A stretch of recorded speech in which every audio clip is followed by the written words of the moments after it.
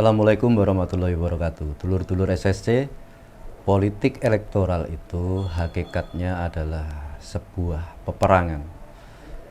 Jadi momentum pilpres, pemilu, pilkada, apakah itu pilgub, apakah itu pilwali, apakah itu pilbub, hakikatnya adalah sebuah medan peperangan. Hakikatnya adalah sebuah medan pertempuran. Tentu saja adalah medan pertempuran politik, bukan pertempuran militer. Nah, dalam khasanah peperangan di dunia ini, kita sudah diajarkan banyak kisah, banyak legenda, banyak cerita tentang peperangan-peperangan besar yang pernah terjadi di seluruh penjuru dunia, di berbagai peradaban di dunia ini.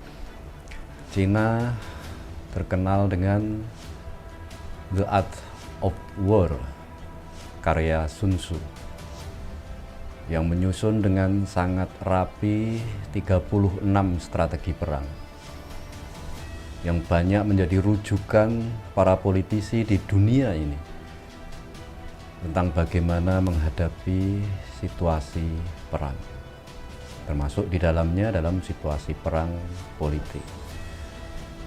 Kemudian kita mengenal kisah Ramayana, kita mengenal kisah Mahabharata,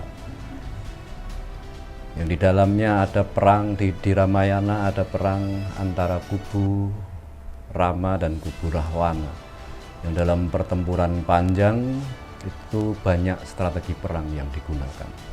Demikian juga di kisah Mahabharata, ada kejadian perang besar, salah satu perang terbesar di dunia ini yang disebut sebagai Mahabharata, yang disebut dengan Bharatayuddha. Selama belasan hari terjadinya perang, juga kita diajari atau kita diingatkan bagaimana para panglima perang menyusun strategi perang dari hari ke hari. Ada belasan strategi perang yang dirumuskan dalam kisah Bharatayuddha. Demikian juga dengan berbagai kejadian perang besar di zaman Yunani, Sparta, Romawi, kemudian pada zaman perkembangan atau kebangkitan Islam. Nah, dalam seluruh rangkaian sejarah perang dunia dan dari berbagai peradaban tadi, itu banyak diajarkan bahwa sebuah perang itu tidak melulu hanya pada soal bagaimana mengatur strategi militer, bagaimana mengalahkan musuh. Tapi lebih dari itu, persoalan bagaimana kita bisa mengalahkan musuh dan bagaimana bisa memenangkan peperangan atau pertarungan, itu adalah sesuatu hal yang sangat kompleks.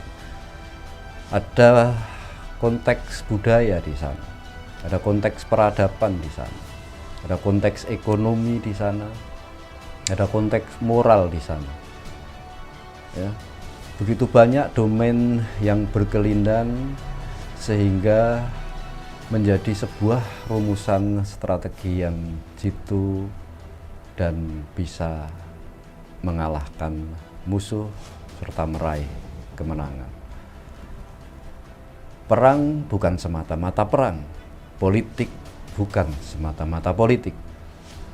SSC akan menghadirkan secara periodik, secara kontinu, berbagai strategi perang di dunia ini dari berbagai peradaban, mulai Cina, kemudian India, kemudian Yunani, kemudian Arab, akan kita hadirkan pelan-pelan satu persatu, dan pada edisi berikutnya kita akan mulai membahas 36 strategi perang Sun Tzu.